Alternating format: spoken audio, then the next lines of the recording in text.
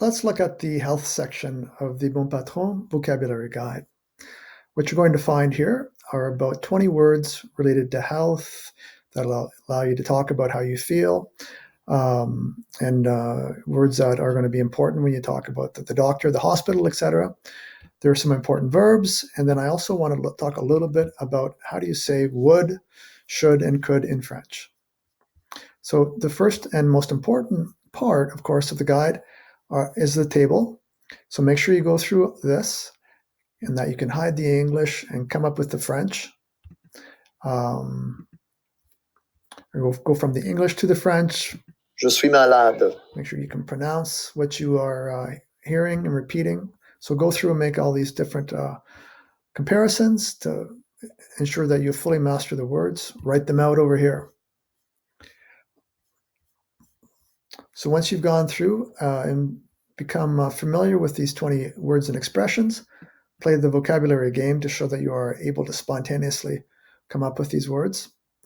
Have a look at this verb here, se sentir. You can practice the present tense down here with the vocabulary because it's an important verb. It's the one that is going to allow you to talk about how you feel.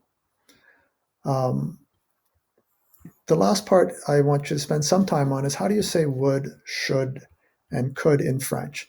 There are not specific words in French for these like there are in English. Rather, it's a form of the verb and usually the conditional. So you add the conditional ending. For example, if I want to say I would help, I take the verb aider, to help, and I have the special RAIS ending, the conditional, to say I would help. To say should, you take the conditional of the verb devoir. Devoir is a verb that means must or have to, right? So if you want to say I should study, take the conditional form here of the verb devoir. And could, well, it's expressed by the conditional of the verb to be able, pouvoir. So I could help you. Je pourrais t'aider. And you can find out all you want about the conjugations of all the different verbs by going to the verb conjugation tool on BonPatron.